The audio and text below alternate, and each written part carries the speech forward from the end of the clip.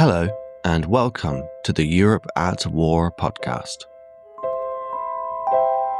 Episode 3.14, the 2nd of May.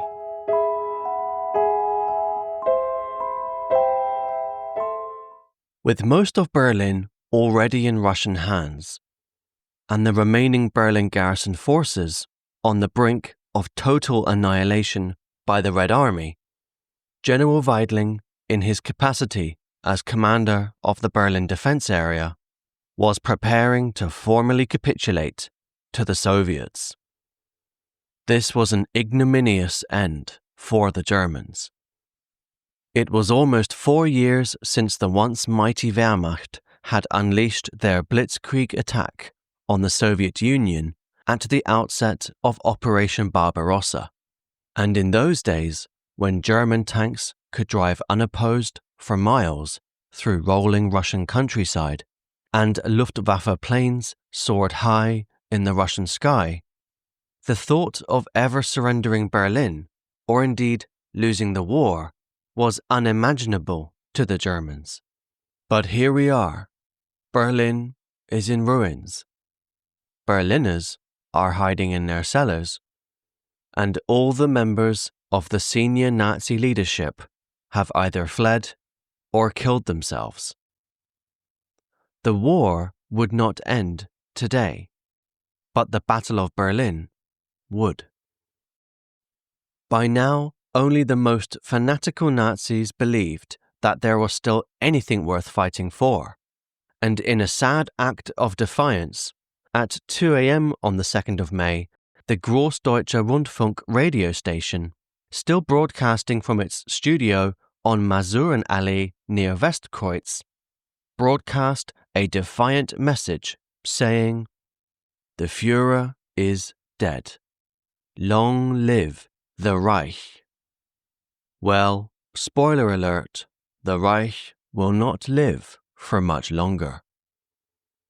This delusion was also evident in the Wehrmachtbericht for the 2nd of May, which also gave its own artistic flair on Hitler's death and the continuing struggle in Berlin.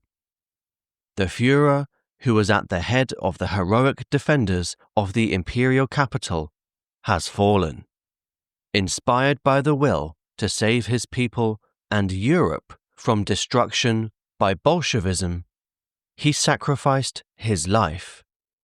This example, faithful to the point of death, is obligatory for all soldiers.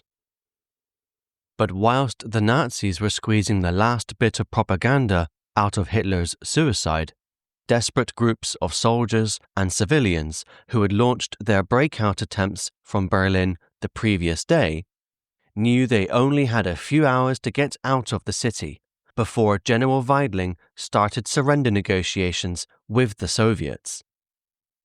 Therefore, knowing that time was of the essence, these groups had pushed on through the night, and in the early hours of the 2nd of May, SS Brigadeführer Monke's breakout group, which had crossed the River Spree shortly before midnight, was now fumbling its way through the rubble-strewn streets of central Berlin. As they crossed Invalidenstrasse and passed the remains of the Natural History Museum, more and more civilians were joining their breakout group.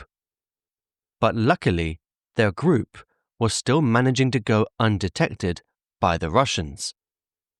As Monke's group silently made their way northwards, the other breakout groups, who had also departed from the Reich Chancellery, were not enjoying as much success in their breakout attempts. Over the past few hours, the scattered breakout groups from the Reich Chancellery had made their way in dribs and drabs to Friedrichstrasse. By now, however, all of these different groups had become bunched up together, and so a huge group of soldiers and civilians were looking for a way to cross the River Spree northwards, and they saw no better option than to cross the Weidendamme Bridge. The bridge, however, was blocked by a formidable anti-tank barrier, and thus the breakout group was stuck for ideas on how to break through. Luckily for them, the solution presented itself when a small contingent of foreign SS men, led by SS Brigadeführer Krukenberg, showed up. Krukenberg had spent the past few hours trying to round up all of his foreign SS fighters for the breakout. But upon hearing that the Reich Chancellery breakout forces had already left without him, Krukenberg decided to take whatever men, tanks, and guns he had around him and catch up to the breakout force. Krukenberg had thus left the majority of his foreign SS men behind. The French SS volunteers, for instance, had been captured by the Soviets, and the remaining Latvian SS fighters found themselves abandoned by the Germans, and they were left to wander empty streets. The Latvians trekked through the broken ruins of Berlin to reach the north of the city, and once they reached Pankow, they decided to split up, with each man making his own desperate bid for freedom. Krukenberg, meanwhile, had made his way to Friedrichstrasse, and he caught up with a large body of soldiers and civilians waiting to cross the Weidendamme Bridge. When Krukenberg arrived, his men and the 5 Tiger tanks they brought with them gave the people hope that they could, indeed, smash through the Weidendamme Bridge defences and break out to the north of Berlin. A quick weapons check, a fateful glance to the men and women around them, and at 2:30 in the morning, the breakout group launched their first assault on the bridge. This first assault was led by one of Krukenberg's Tiger tanks. Bormann's group of prominent Nazis had positioned themselves behind the tank, and hundreds of soldiers and civilians hurriedly followed after them. The sudden appearance of hundreds of soldiers and civilians could hardly go unnoticed, however, and as soon as this force started advancing towards the bridge, they were bombarded with intense Soviet artillery and rocket fire. Undeterred, the lead Tiger tank smashed through the barricade on the north side of the Weidendamme Bridge, but it was immediately met by Soviet anti-tank rounds fired from Siegelstrasse. The Tiger tank was knocked out, and most of the soldiers and civilians who had huddled close to the tank for safety were massacred. Bormann's group of leading Nazis was also caught in the crossfire, with Hitler Youth leader Arthur Axmann being lightly wounded. Bormann himself was knocked off his feet by the blast which hit the tank. But despite this, all of Bormann's group were able to make it over the bridge.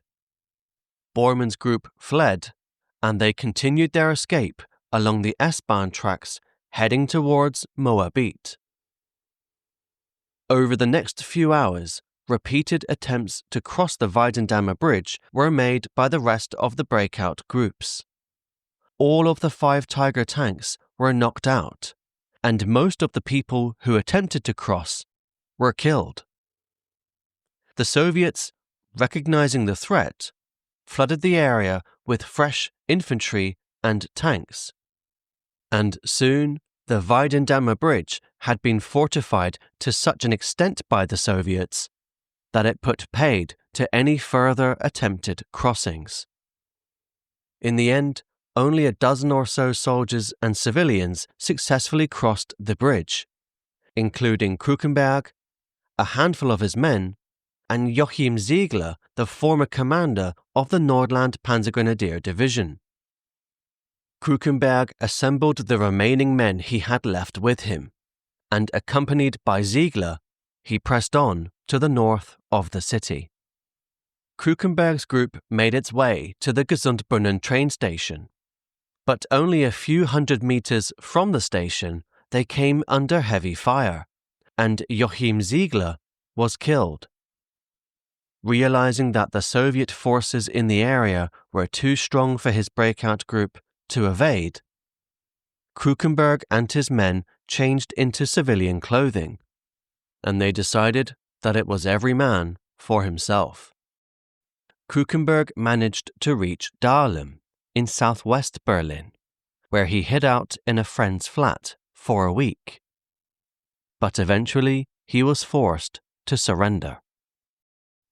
SS Brigadeführer Mohnke, meanwhile, had used the distraction of the fighting at the Weidendammer Bridge to push his group on.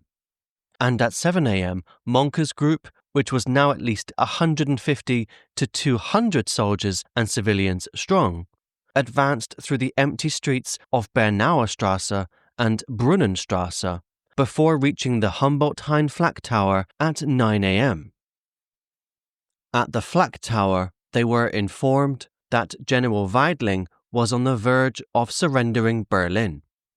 And once the surrender came into effect, all remaining garrison troops were expected to render their arms and equipment unusable. Mohnke's group pressed on, and they made their way to the Große Jan brewery on Prinzenallee, just over 1 kilometer to the north of the Flak Tower. Just a quick note from me here, if you're interested in visualizing Mohnke's breakout group's escape route, I've added a map to the episode description for you to follow along. When Mohnke's group reached the brewery, they found more groups of soldiers and civilians sheltering there. Safe, at least for the moment, the breakout group seems to have realized that the chances of them escaping Berlin were fading fast. And in their despair, some men took advantage of the copious amounts of beer lying around the place. Mohnke, meanwhile, conferred with his senior officers, and sensing that they would never get out of Berlin alive, he ordered a simple Wehrmacht colonel to make contact with the nearest Red Army troops and start negotiating the surrender of the breakout group. The choice of the Wehrmacht colonel was deliberate, as Mohnke rightly deduced that the chances of the Soviets accepting their surrender, and not just murdering them all on the spot, were likely to be helped if they didn't send out a Waffen-SS officer first. Whilst this contact was being made, some members of the breakout group, such as Hitler's and Bormann's private secretaries, chose not to surrender, and instead they left the brewery to continue their breakout on their own. They made the right call, as they did in fact manage to slip through the Soviet lines and reach the west. The rest of Mohnke's group, however, were not so lucky, and by 8 p.m. the surrender of Mohnke's breakout force had been negotiated with the Russians. With that, their breakout attempt was over. Most of the group went into captivity. However, a few SS diehards preferred to commit suicide rather than hand themselves over to the Red Army. Bormann's group of high-ranking Nazis, meanwhile, also weren't having much luck with their breakout attempt. After escaping the carnage at the Weidendammer Bridge, Bormann's group had continued their trek along the S-Bahn lines towards Moabit. As the group approached the Lehrter Bahnhof, they attempted to sneak through via an underpass which led under the train station. As soon as the group dropped down onto the underpass, however, they landed slap bang into the middle of a Russian platoon. Luckily for the escape group, it seems that the Russians initially mistook the men for simple Volkssturm members returning to their homes. This was an incredible stroke of luck, but it was wasted when Bormann and Stumpfegger started nervously backing away before breaking into a sprint. This made them look guilty as hell, of course, so the Russians opened fire on them. In the ensuing confusion, the escape group became separated, with Bormann and Stumpfegger heading into the direction of the Stettiner Bahnhof, whilst Axmann went in the opposite direction, towards Moabit. After a short while, however, Axmann was forced to turn back after coming across a Soviet patrol. As he retraced his steps back towards Lehrter Bahnhof, he discovered the bodies of Bormann and Stumpfegger. It was unclear how the men had died, but one thing was clear. Martin Bormann, head of the Nazi Party Chancellery and former private secretary to Hitler, had met a rather ignoble end. With Red Army soldiers everywhere, Axmann didn't have time to check the bodies. He did, however, manage to slip through Russian lines, shacking up with an old girlfriend for a short time before escaping safely to the west. Whilst the odd individual here and there has escaped Berlin, so far pretty much all of the breakout attempts have ended in failure. There was one final breakout attempt from Berlin, however, which, whilst not being a resounding success, nevertheless caused a major headache for the Soviets, and for a short time at least, saw thousands of soldiers and civilians marching out of Berlin towards freedom. And this breakout attempt was led by the remaining Berlin garrison forces in and around the Zoo Flak Tower. The breakout troops from the Flak Tower, led by the 1st Berlin Flak Division, joined forces with the remnants of the Panzer Division Müncheberg and the 18th Panzergrenadier Division, who were fighting nearby. And fueled by rumours that Wenck's 12th Army was still in the Potsdam area, this breakout force planned to escape northwest via Spandau. Leaving shortly after midnight on the 2nd of May, this breakout force decided to split itself into two columns in order to maximize their chances of escape. The first column, which contained the remaining armoured personnel carriers and tanks of the Panzer Division Müncheberg and the 18th Panzergrenadier Division, proceeded along Kantstrasse before advancing via Reichsstrasse towards the Olympic Stadium. The second column, which consisted of several hundred wounded soldiers, accompanied by hundreds of civilians, walked in silence and without lights through 8 kilometers of U-Bahn tunnels to reach Ruhleben before walking a further 4 kilometers to reach Spandau. Incredibly, they went undetected by the Soviet forces in the streets above them. Once the breakout columns reached Spandau, they found that the Charlotten Bridge was still standing, and that it was still held by a detachment of Hitler Youth. Seizing their chance, the armoured spearhead of the breakout group charged across the bridge, with the ragged groups of civilians hot on their heels. Tragically, however, units from the Soviet 47th Army noticed this large German force trying to make a break for it, and they immediately zeroed in with their artillery and started bombarding the bridge. Chaos erupted as everyone, vehicles and people, surged forward trying to make it across. The armoured vehicles ploughed across the bridge, their thick armour shielding them from the worst of the incoming shells. But the ragtag bands of men, women, and children following behind were decimated. In the panic, trucks exploded, soldiers were torn apart by shell bursts, and civilians were crushed by the fleeing German tanks. Incredibly, however, despite the carnage, a sizable number of troops and civilians did manage to make it across the bridge. They then swarmed through the streets of the Spandau Old Town, with a Tiger tank even firing shells into the tower of the Spandau Town Hall to silence a Soviet machine gun nest which had been positioned there. The breakout force pushed on towards Staaken, which lay on the border between northwest Berlin and Brandenburg. But it seems that once they reached Staaken, the breakout group lost their cohesion, and soon smaller and smaller groups were left to find their own way west. As a result, the Red Army forces patrolling the area were easily able to encircle and capture most of the troops and civilians over the next few days. The Soviets were naturally alarmed by the various breakouts trying to escape the city. So Marshals Zhukov and Konev placed their forces on high alert to identify and engage any breakout force.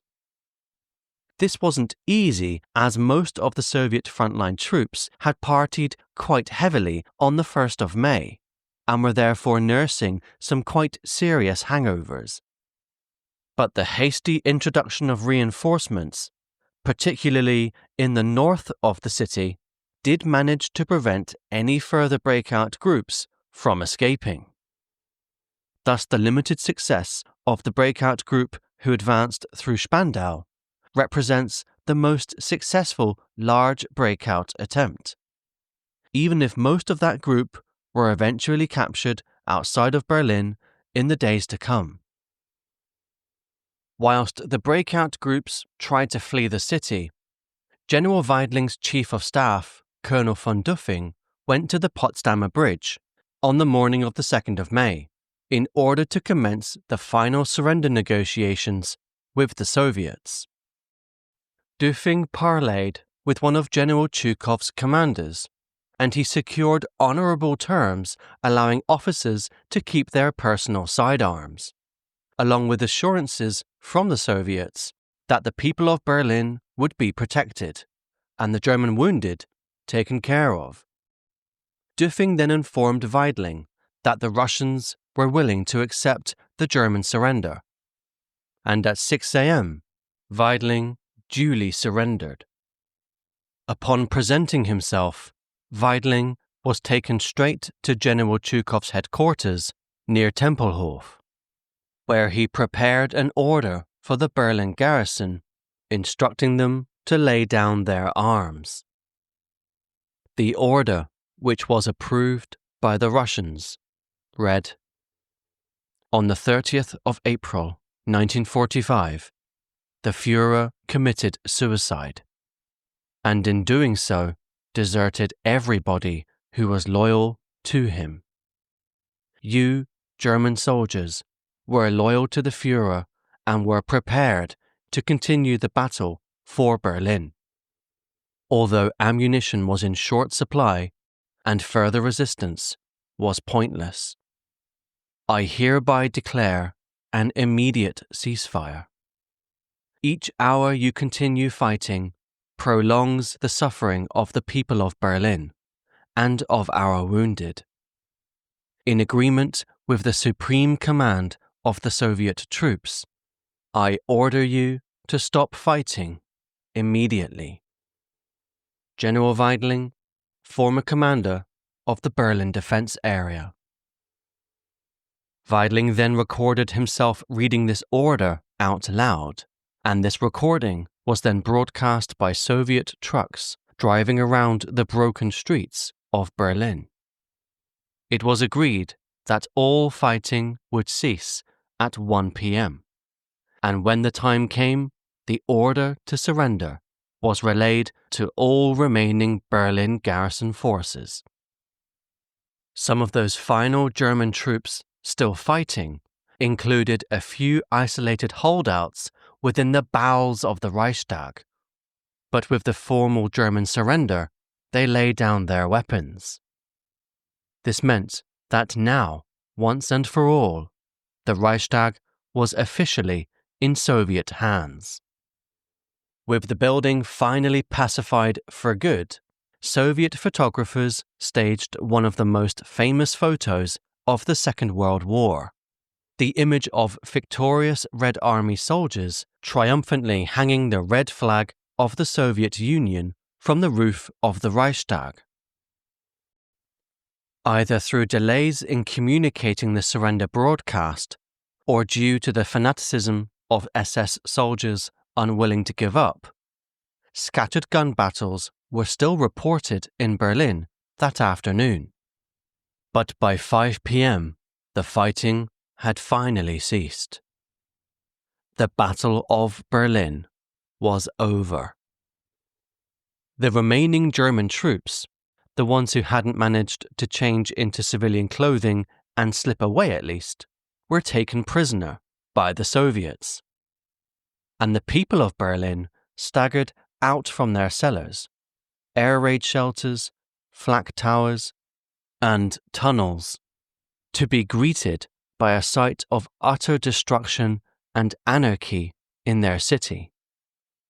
In the Führer bunker, General Krebs and General Burgdorf, both drunk as skunks on brandy, sat down at a table, drew their pistols, and shot themselves. Their suicides weren't the only ones, of course, and soon the bunker and the Reich Chancellery were peppered with the bodies of those who had chosen suicide over surrender. Soldiers from the 5th Shock Army stormed the Reich Chancellery building, but finding it almost deserted, they had no trouble ascending the roof and placing the red banner atop the building. With the capture of the Reich Chancellery and the discovery of the Führer bunker, frantic searches were soon conducted by Schmersch agents desperate to find definitive proof that Hitler and Goebbels had died.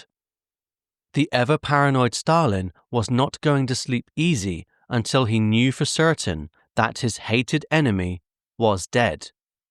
And surely enough, after interrogations of bunker staff, Soviet soldiers were directed to the pits in the garden where the bodies of the Third Reich's leaders had been buried. Forensic experts were called in, and a few days later, Hitler's body was finally identified. In the hours after the surrender, Soviet infantry went through every cellar, building, and tunnel, searching for any remaining Hitler Youth boys, Volkssturm, SS, or Wehrmacht troops. But more often than not, the Soviet soldiers didn't need to go looking for their defeated enemy, because once the surrender was announced, most of the remaining garrison troops simply stumbled out from their hiding holes, dazed, hungry, and often wounded. They were traumatized, both by the battle and by their defeat. These broken soldiers offered up no resistance, and they threw away their guns and held their arms in the air, praying that the Russians wouldn't execute them where they stood. For those serving in the SS, including the foreign SS volunteers, the risk of being captured in an SS uniform was an almost guaranteed death sentence. So many changed into Wehrmacht clothing, and they destroyed their service papers in an effort to hide their true identity. For example, one Swedish SS volunteer was found by Soviet troops, and when a Russian soldier started jabbing at his ribs with a machine gun, barking the words, "Du SS," he feared the worst. But anticipating this, the Swede had burned his passport and identity papers, which was a smart move, as his papers showed that he had also fought for the finish against the Russians.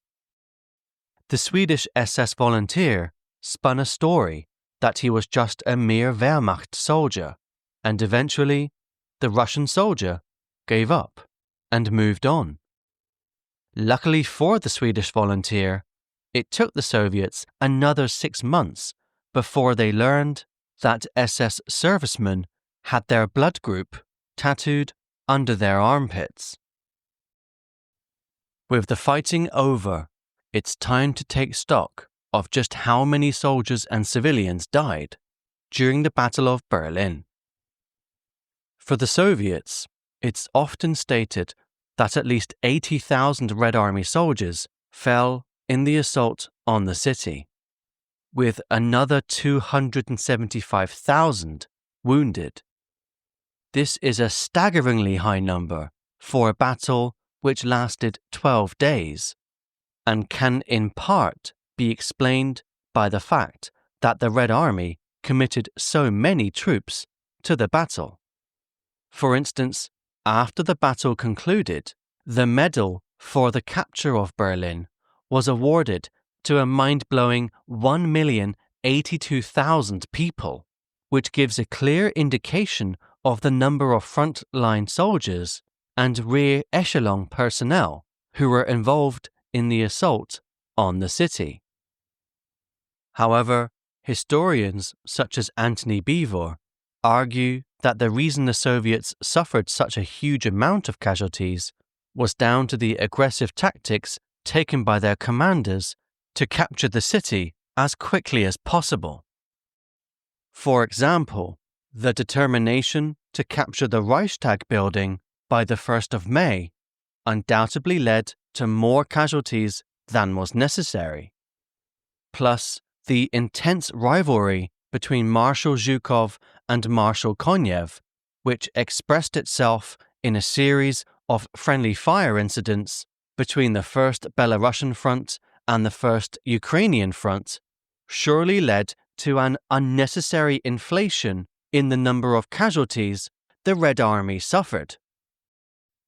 Simply put, if the two men had put their rivalry to one side for a moment and ensured that there was sufficient communication and cooperation between their forces, then this would have prevented the loss of hundreds, if not thousands, of Soviet soldiers. Nevertheless, as you can imagine, these uncomfortable truths were completely airbrushed from the Soviet history books. Just like the stolen watch on the arm of the Red Army soldier flying the flag over the Reichstag. The battle for Berlin had been bloody, but it had been successful. That's all that mattered. In recognition of the scale of the fighting, however, the Soviets erected 3 huge memorials in Berlin to commemorate the Red Army soldiers who fell during the battle. In Treptower Park, a grand monument was built to lionize the fallen, and in this memorial alone, 7,000 Soviet soldiers are buried. Whilst in Tiergarten, a memorial was built only a few hundred meters from the scene of the final Soviet victory, the Reichstag, and this memorial holds the graves of a further 2,000 Red Army soldiers. And lastly, in Schönholzer Heide, in Pankow, the largest Soviet war memorial in Berlin was built, where over 13,000 Soviet soldiers are buried. And the rest of the Soviet war dead are buried in cemeteries throughout Brandenburg, or they were never buried at all, their bodies still lying in the forests around Berlin. For the Germans, there are no reliable numbers for the military casualties they suffered, though most estimates fall into the range of between 90,000 to 100,000 German troops being killed in the battle for Berlin. This number really is only an estimate, however, because a lot of the German soldiers who were killed came from irregular units such as the Volkssturm, the Hitler Youth, and police units. The civilian cost had been extremely high, with some historians estimating that over 100,000 Berliners perished in the battle, either directly from the fighting or as a byproduct of the fighting, such as through suicide, rape, or through heart attacks. Of course, there are no grand monuments to the civilians who died. As a final comment regarding the numbers, it's important to add that during the Battle of Berlin, the Soviets claimed to have taken up to 130,000 people prisoner.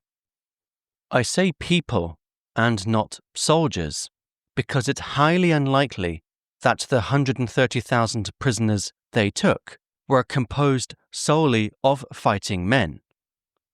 The Berlin garrison was only estimated to have been 85,000 at most, many of whom were killed in the fighting anyway. What's more likely was that, in addition to the soldiers they took prisoner, the Red Army also took thousands of able-bodied Berliners, both men and women, as well, and shipped them off to gulags back east. The fighting was officially over, but in many ways, once the guns fell silent, the people of Berlin now had to face a new battle. The battle to survive the scenes of complete devastation and despair. Berliners were hungry and thirsty. Their homes had been destroyed, and many of their loved ones had been killed. Plus, thousands of people carried horrific wounds, which led to the deaths of many in the days to come, whilst the decaying bodies which littered the landscape soon brought fears of disease. But whilst the people of Berlin were shell-shocked and fearful of what the Red Army occupation would bring, not all were unhappy by the thought of Germany's defeat. For instance, as soon as the surrender was announced, thousands of forced foreign labourers who had spent years toiling away in Berlin's factories under the threat of beatings or worse, were set free. In no time at all, groups of labourers from a smorgasbord of countries celebrated in the streets, proudly singing songs in their native languages, whilst hurling abuse and insults at both the German soldiers and civilians who had abused them and repressed them for so long. In what resembled a carnival atmosphere, these labourers joined the Red Army soldiers dancing around the Siegersäule in Tiergarten, singing and drinking long into the night. Red flowers were placed in the gun barrels of tanks, and Soviet riflemen fired their guns into the air. But despite the scenes of joy amongst the victors, the bottom line was that Berlin was a city in ruins. Over 1 million people had been rendered homeless by the fighting. And for many of these newly homeless people, the only option they had was to continue living in the shelters and cellars they had huddled in during the battle. An incredible 95% of the city's U-Bahn and S-Bahn network had either been destroyed during the fighting or had suffered from the flooding of the tunnels. But as soon as the first train lines were running, Berliners packed the carriages and even clung onto the roofs so that they could take the trains outside of the city to forage for food in the countryside.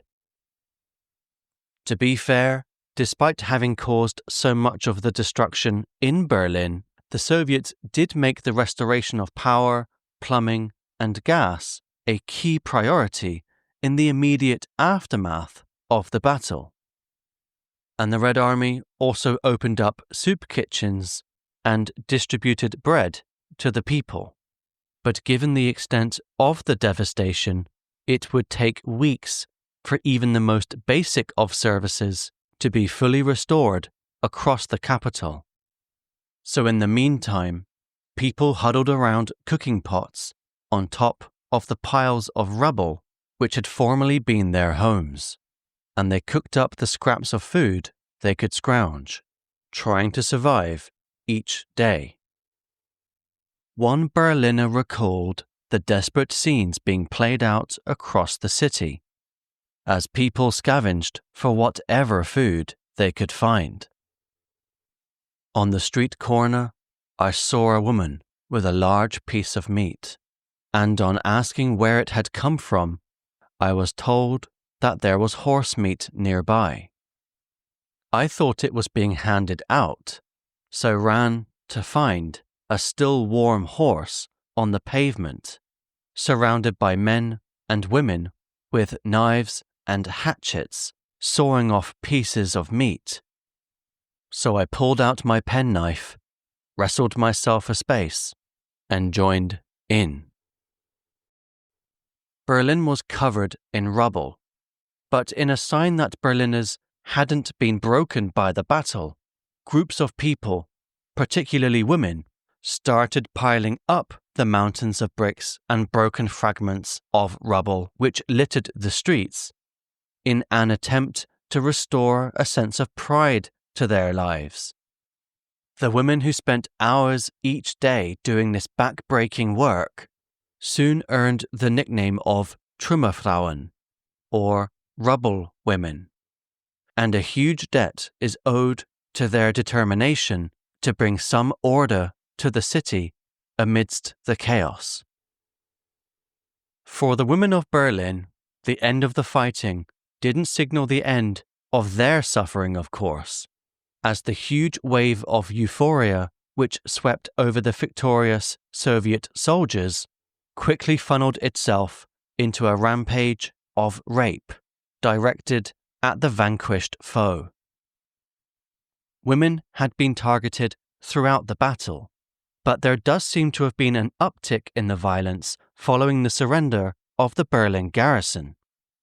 The reasons for this upsurge in rape is partly explained by the fact that the Soviet soldiers could now drink freely without fear of being called back into action. Plus, there was a complete atmosphere of anarchy and lawlessness, which almost guaranteed that any perpetrator could get away with his crime.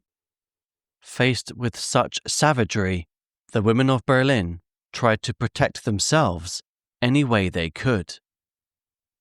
The author of the memoir A Woman in Berlin described how it became slightly more difficult for Soviet soldiers to find German women due to the defenses, tricks, and strategies they employed to save themselves from abuse. As the author recounted, "Now everyone's ready when the men go on the hunt for women. They lock up their girls, hide them in the crawl spaces, or pack them off to secure apartments. At the pump, people whisper about a woman doctor who's fixed up a room in the air raid shelter as a quarantine hospital, with big signs in German and Russian warning of typhus. But the patients are just very young girls from the neighboring apartment buildings, and the quarantine is a ruse the doctor came up with to preserve their virginity." Yet despite the best efforts of the women of Berlin, the rapes continued. There is no definite timeline as to when the rapes were finally brought under control by the Soviet military leadership, because even as late as early August 1945, Marshal Zhukov was forced to issue tougher regulations against his occupying forces in Berlin in order to prevent further cases of robbery, physical violence, and scandalous events. The number of German women who were raped in the final months of the war and in the days after the German surrender will never be known, but even conservative estimates put the figure at least 1 million women in East Prussia, Silesia, and Pomerania, whilst in Berlin it's estimated that at least 100,000 women were raped. The estimates in Berlin were calculated by an analysis of the surge in abortion rates in the months following the end of the battle. At least 10,000 women in Berlin died as a result of these rapes, and the ones who survived had to suffer in silence.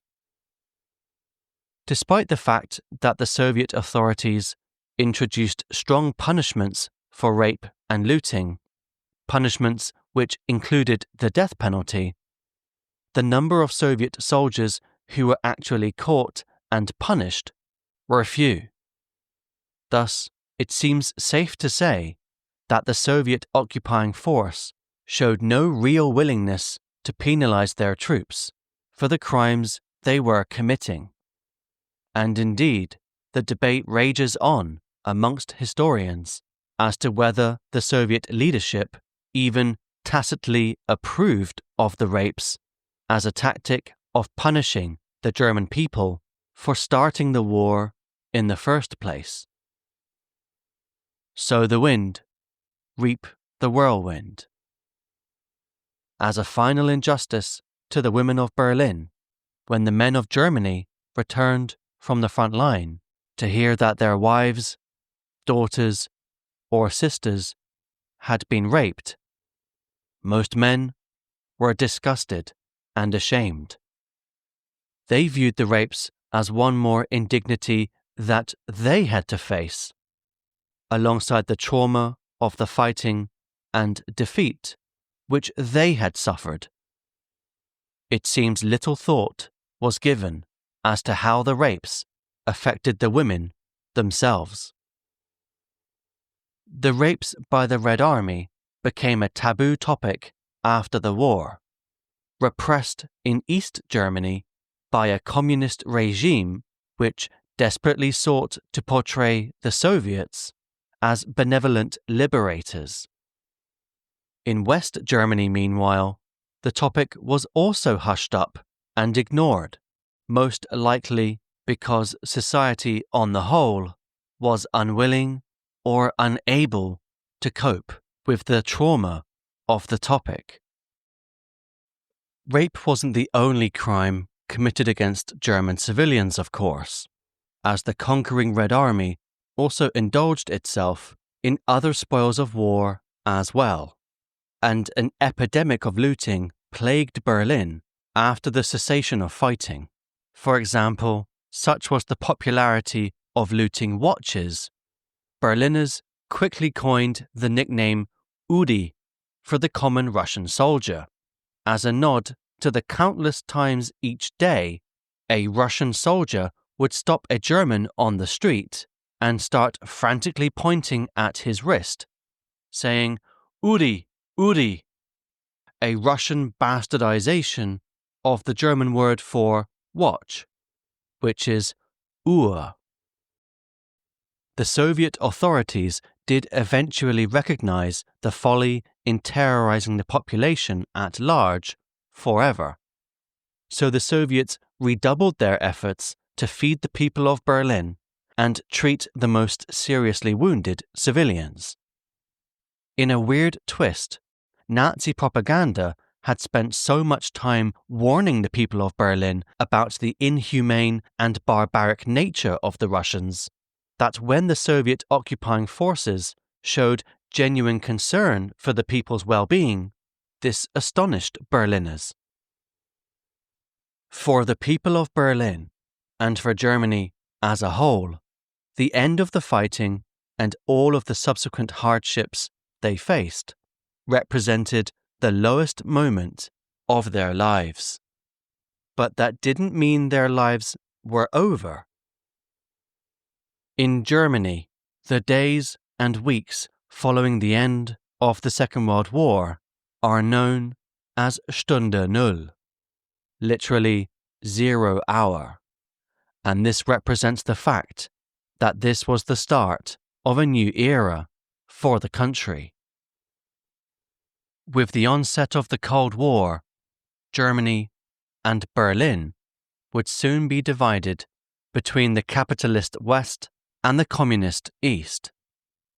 So of course, this post-war renewal looked very different, depending on which side of the country or which side of the wall you lived.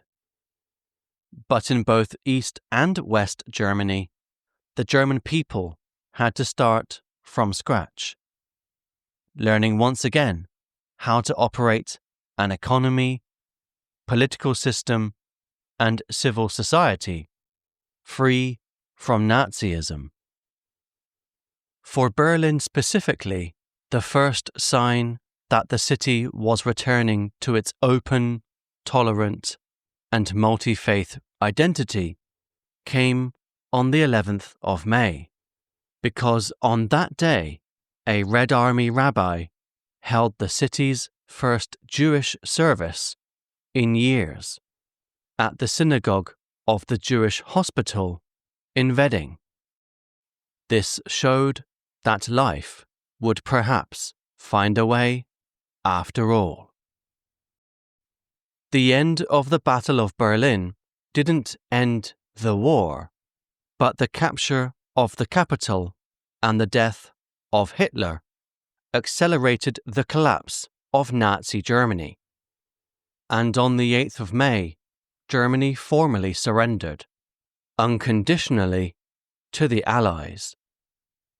Berlin also played a role in this surrender, of course, as despite the Germans signing a document of surrender at SHAEF headquarters in Reims, in France, on the 7th of May, the Soviets refused to accept that surrender document as binding. Therefore, they demanded a second definitive surrender document be signed by the Germans in Berlin the next day. The Soviets had suffered the most during the war, so they wanted to receive the unconditional surrender of the Germans. So at 22:43 Berlin time, on the 8th of May, at Marshal Zhukov's new headquarters, located in a former Wehrmacht officers' mess hall in Karlshorst, East Berlin, the Third Reich formally, finally, and definitively surrendered. The war in Europe was over.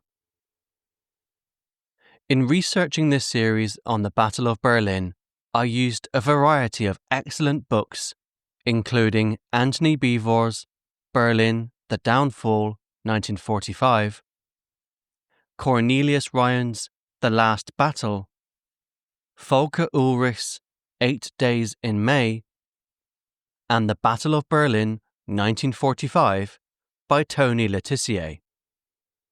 For deeper insights into the life of Berliners during the war, I used Roger Morehouse's Berlin at War. And to better understand the ordeal the women of Berlin went through, nothing beats the fantastic but deeply moving anonymous memoir, A Woman in Berlin. All of these books were incredibly helpful in preparing this series. And together, they provided everything from strategic military insights to the human drama of the battle. They also provided the quotes I shared with you during the series. Berlin has changed a hell of a lot in the 80 years since the battle, but there are still many signs of the fighting all over the city if you know where to look. Bullet holes are raked across walls and gravestones. Bridge supports have holes in them from tank shells.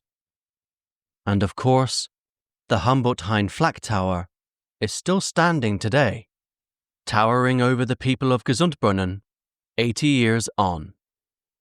Berlin is still bristling with traces of the battle, and I'll be sharing photos of the still visible signs of the fighting on my website, which you can find in the episode description.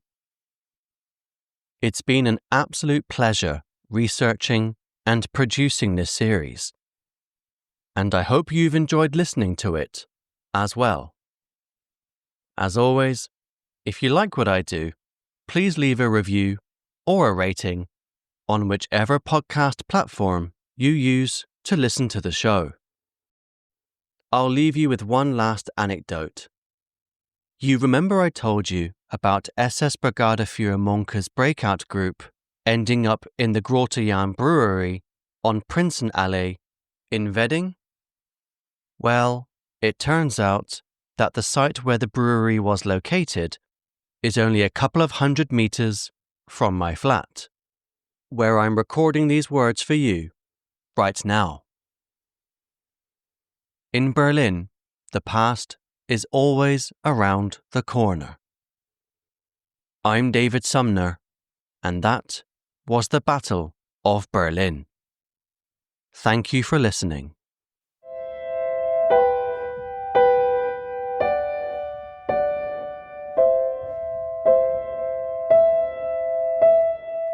Thank you for listening to the Europe at War podcast. If you're enjoying the show and want to stay up to date with all the latest episodes, don't forget to hit that follow or subscribe button.